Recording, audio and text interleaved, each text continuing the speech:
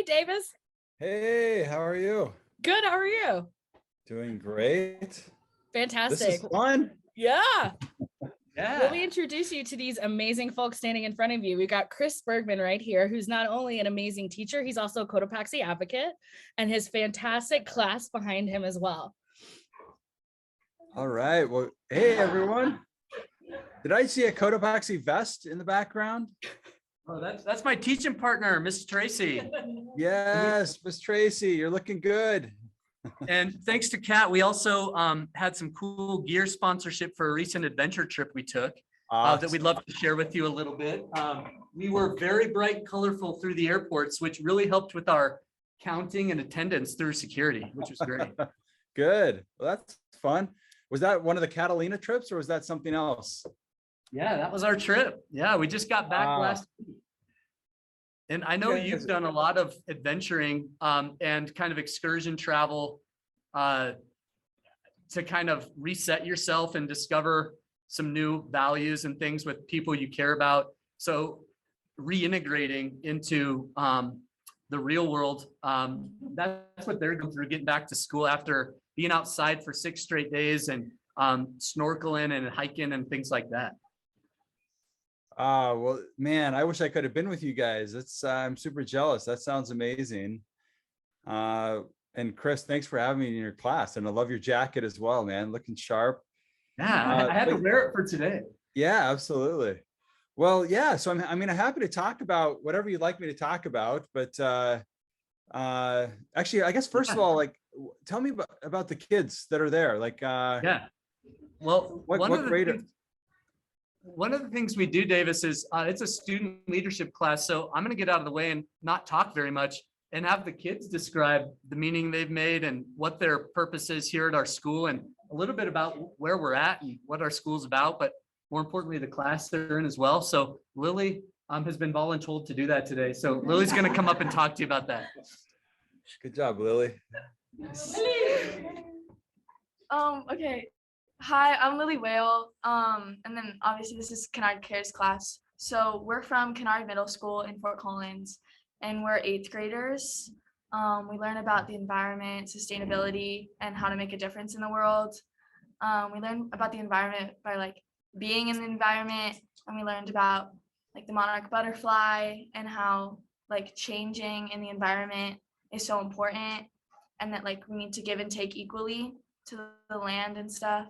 And then we learn about sustainability by studying businesses like you guys. Like you guys have been a really big role model to us, and kind of just learning about how we can be sustainable and help the environment while also getting like a good profit and then giving back with that profit.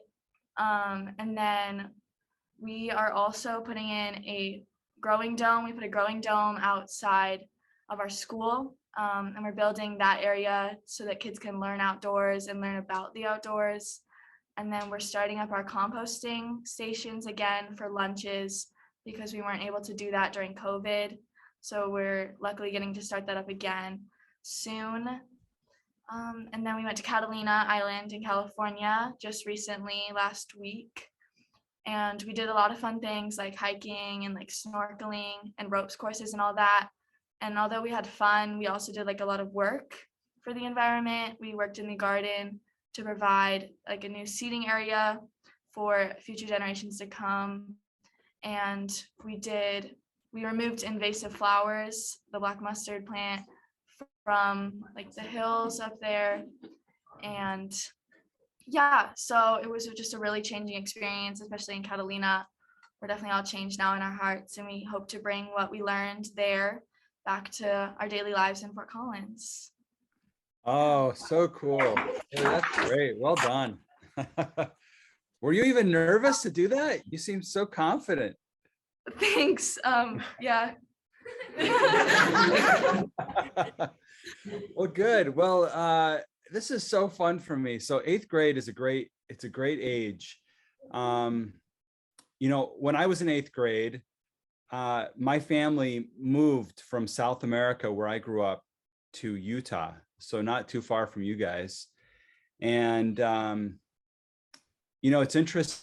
And I remember telling somebody that I had lived in the Dominican Republic, and then had moved to South America, to Ecuador and some other places. And the person told me, oh my gosh, I didn't even know the Banana Republic was a real country. He was confused. He confused the Dominican Republic with the retail store, the brand of Banana Republic. I didn't even know what Banana Republic was.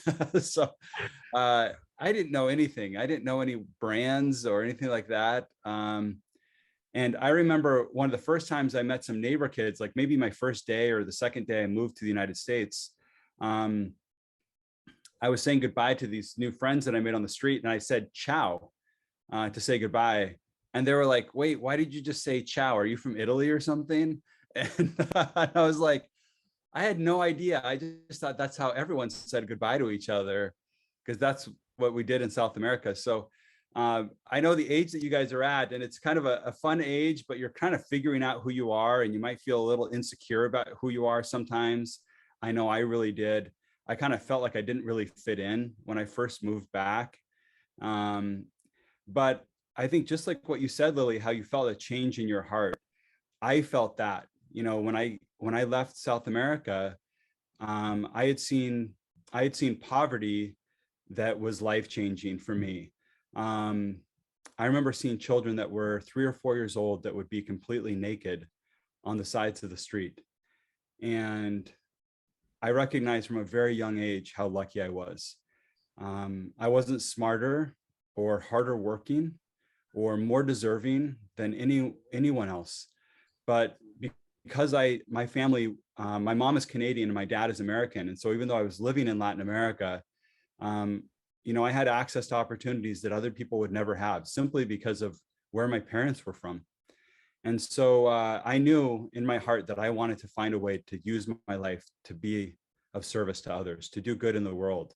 And when I was in 8th grade, I didn't know exactly how to do it, but I knew that that's what I had in my heart. And it took a few years to kind of figure out what path I would take. And I ended up taking a path as an entrepreneur, you know, building businesses. And the first 10 years as an entrepreneur, I built 2 different businesses, one in the United States and one in Brazil. And they didn't really have purpose or mission built into the businesses, but I knew I wanted to find a way to do something that could make a difference. And so when I was living in Brazil a few years ago, I had the idea for Cotopaxi, the idea of building a really cool brand in the outdoor space, but that would allow us to use our profits to go fight poverty and hopefully eradicate poverty.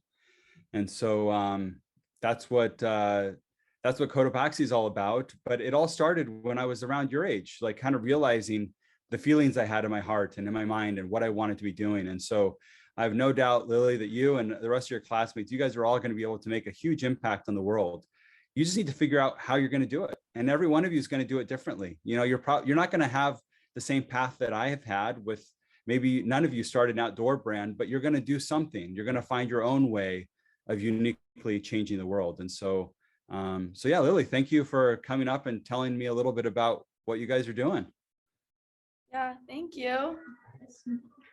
Well, Davis, I also understand that you're giving us a unique bit of your time, and I know you're busy, and I also think you're on a family vacation, which just says a lot about who you are and honor and commitments. But we do have some questions for you, or want to engage in some dialogue, but want it to be meaningful for you, but also want to honor your time. So I don't know what that looks like for you or how much time you have, but yeah, my family, I'm in a hotel. My family just left to Disneyland. So I'm gonna walk over when I'm done and I'll meet them. So it's not a big deal, but you know, I was really excited to meet you, Chris, and your class and your students. And so I've got the next 22.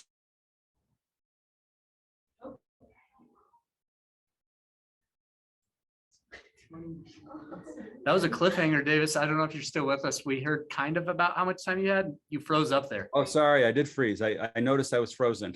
So I have 22 minutes. So, okay. Yeah, until the hour. Awesome.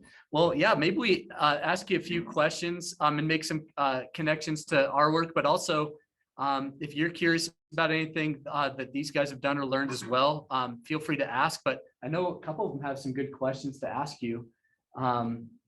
And since you're in Disneyland, I did want to just really quick, one of my favorite quotes from Walt Disney, in fact, it's sitting in my office, is why we do what we do here, is that we study a lot about natural resources. And I know you guys do too, reading your latest impact reports and sustainability and where your fabrics and things come from and fair trade and how to treat people well in the supply chain.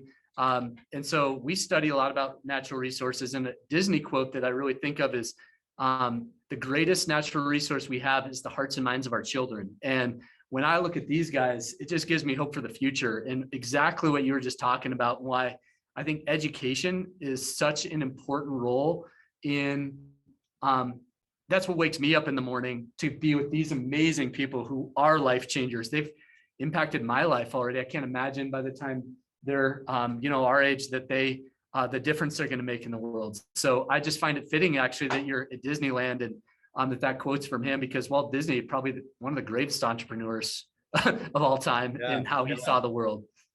Yeah, no, absolutely. A complete visionary. When no one else thought he could do what he was planning on doing, no one thought it was possible.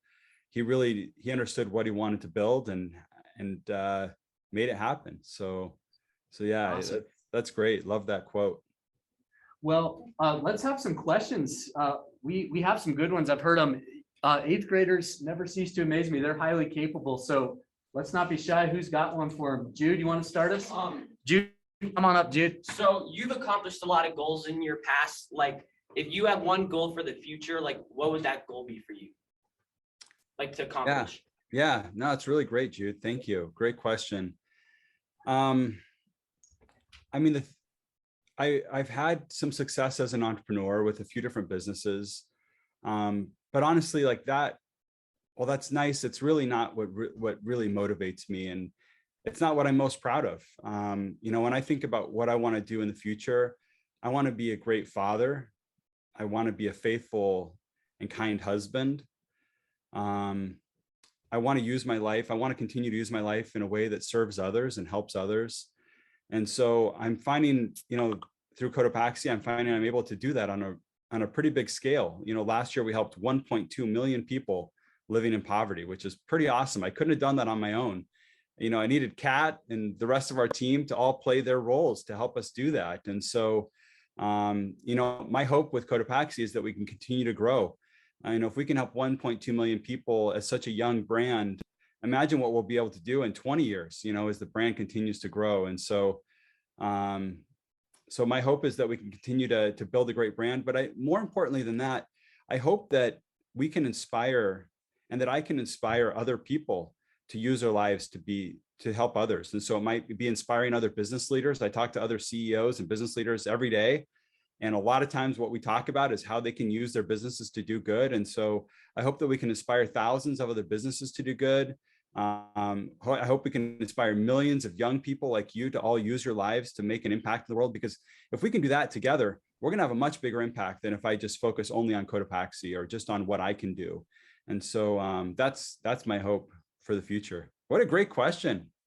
Thank you. Let's get a few more. Let's get a little bit of a line of 2 or 3 ready to go. Who's ready? Reese, stand up. Reese, come on over. Libby, come on over. Who else? Speak real loud, Reese.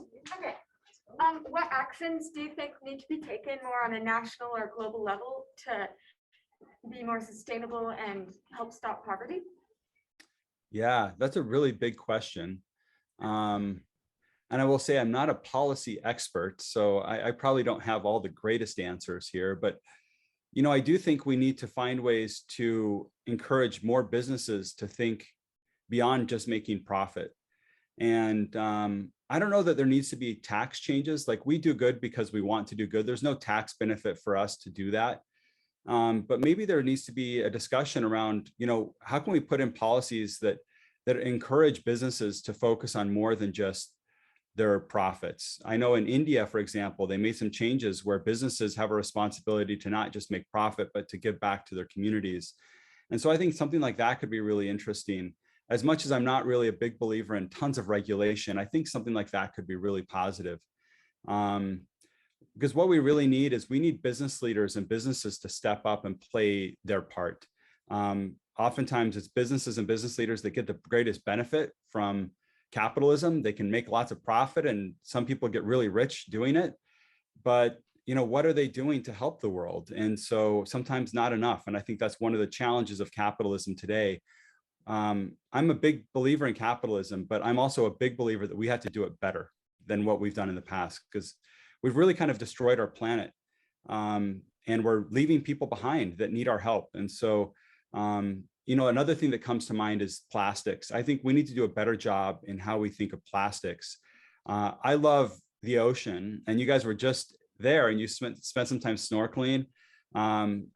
Twice a year, I go off and I do a survival trip where I bring no food, and for a week, I'll go survive on an island somewhere or in a jungle somewhere. And I'll just, a couple of years ago, I went to the Amazon and I caught a crocodile and ate it. And just a few weeks ago, I was in Belize, and a few weeks before that in the Bahamas, where I would survive. And I have a spear that I'll spear fish, and I'll eat coconuts for a week. And it's amazing because during those trips, usually during a camping trip, you collect all your waste and you bring it out with you. On these trips, there's no waste. I never have any garbage, not even one piece of garbage. It's really amazing.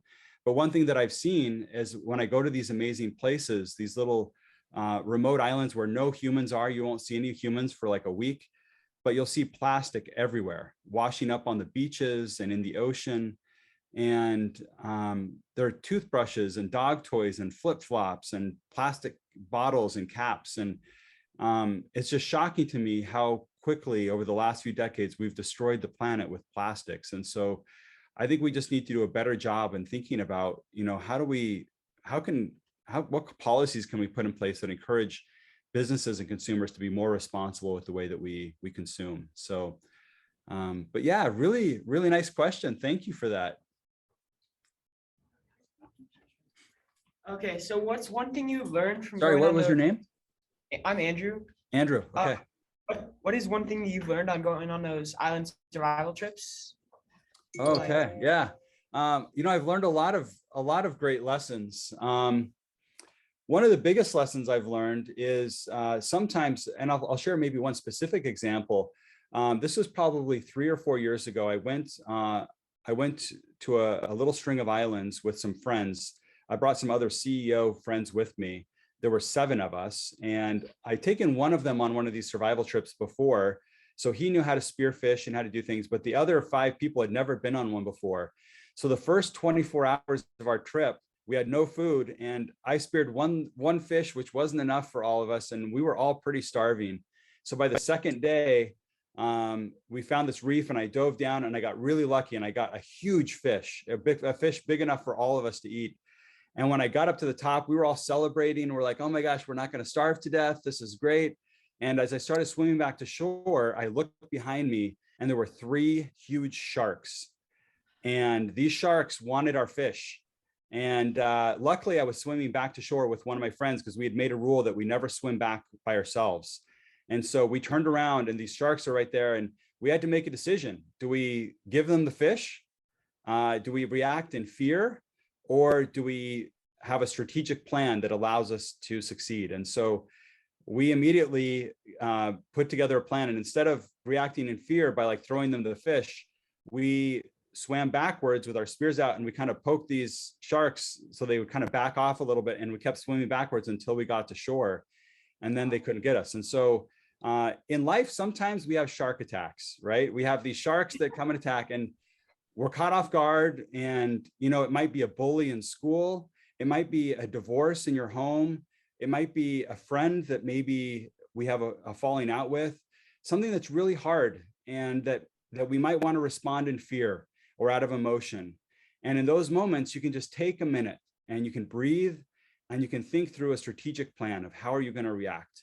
If you have a hard class that you're not doing as well as you want, put together a plan. And I think that's one of the greatest lessons, is like when you have those really hard moments that are really scary and you're not sure how to react, you can put together a plan. And sometimes it's a lot easier if you have someone with you.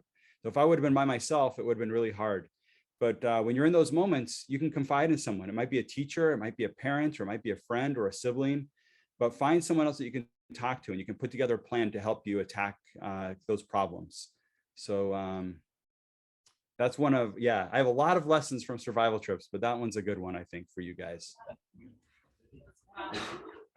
So I'm Livy, and my question is, what made you want to make a sustainable brand?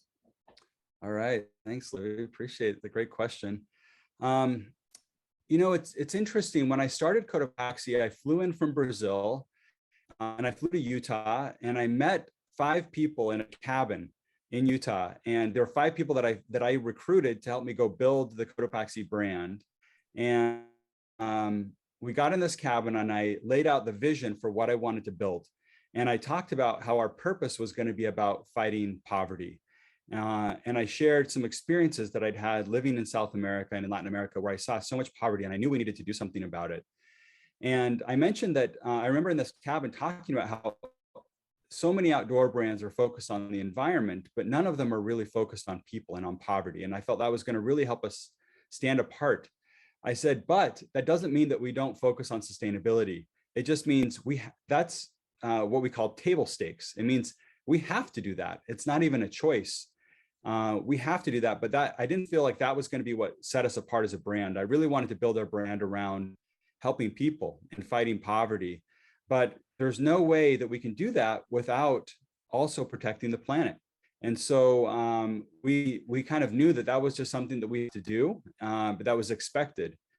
And, protecting people and protecting the planet, those are 2 things that are inextricably linked.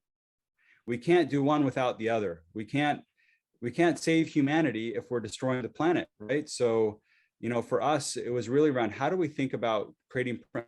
And when we launched the business, the day that we turned on our website and started selling, back when we started, and we started using on one of those 5 backpacks, we were actually using remnant material. We were using leftover fabrics from Patagonia and from Arc'teryx and from these other great brands that use our same factory.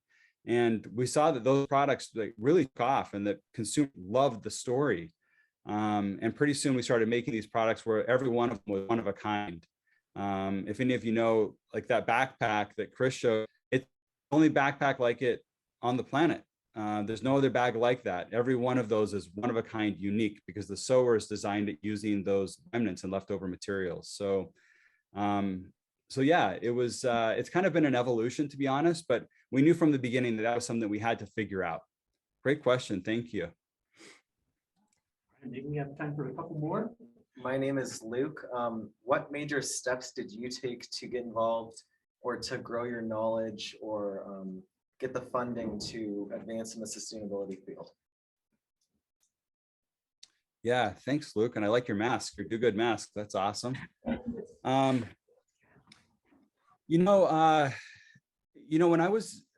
I would say like there was a lot of steps, and I'm not an expert, and I've been growing and learning along the way. And I think that's maybe one of the biggest lessons that you can learn is that you don't have to be an expert at something to go try it. And sometimes when you're young, like you guys are, sometimes you don't even know what you don't know. And you just think, oh, I'm going to go solve this problem. I'm going to go figure it out. And you kind of don't realize, man, there's adults that have been trying to figure this out for a long time. And but sometimes it's young people like you guys that end up solving big problems because you think totally differently.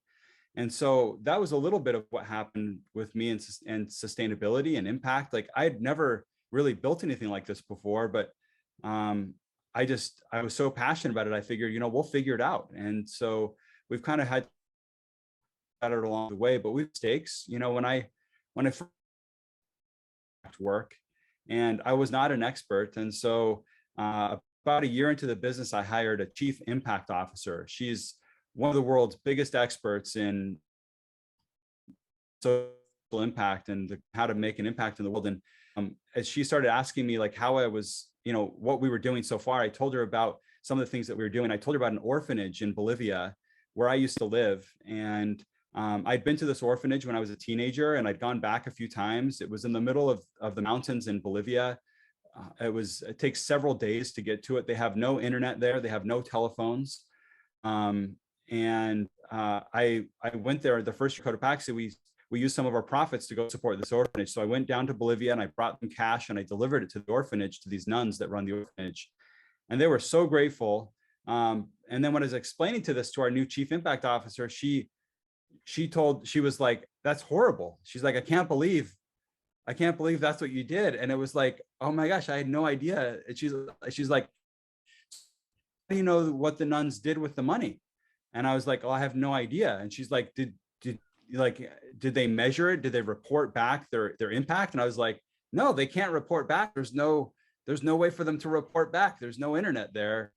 And she's like, well, how do you know they didn't take money? And it was like, they're nuns, like they wouldn't take the money. And she, yeah, that's a good point. So, you know, I had to learn about how to have impact the right way. Sometimes you can have unintended consequences, or you can do things that you think are helping, but that actually end up doing some harm without realizing. And so for me, it's been a lot about learning and surrounding myself by great experts.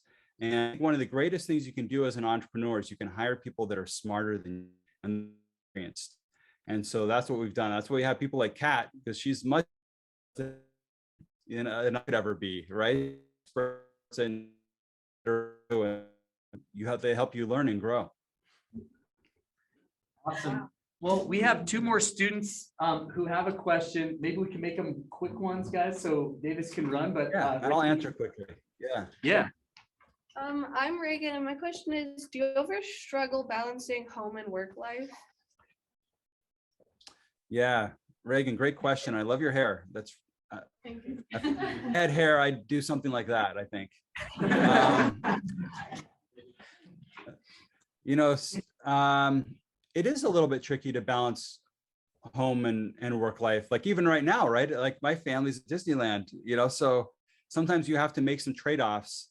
But I found I've always prioritized my family in a huge way. With my last business in Brazil, the culture in Brazil to work really late, where people often work till like 9 o'clock at night, 8 o'clock at night in the office. And the traffic in Sao Paulo, in the main city there in Brazil, there's over 20 million people in Sao Paulo. It's a very big city. My neighborhood had more population than all of Colorado. So it's a very big city, and traffic is horrible. So I lived 8 kilometers from my office, which is 5 miles, and it would take me sometimes 2 hours one way to get there. And so I knew that if I wanted to see my family at night, if I want to see my kids, to leave my office between 5 and 6 p.m. every day, which in Brazil was unheard of. And even some of my investors kind of pushed back and said, hey, when you leave, your employees are going to leave too. And we're not sure that's like the right thing, because people generally work a lot later there. And I just told them how important it was to me to see my family at night and to do the bedtime routine with my 2 girls. And pretty soon my board was okay with it. And pretty soon my team all started leaving around I did. And guess what happened? Pretty soon, it was the best company in the entire country for hiring women. Women wanted to work for our company more than any other place because they could go home and see their kids.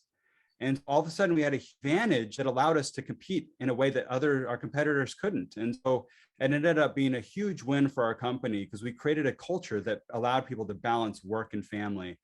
And so I've tried to do the same thing at Cotopaxi. And, we now work at home mostly. We started shifting with the pandemic to working at home.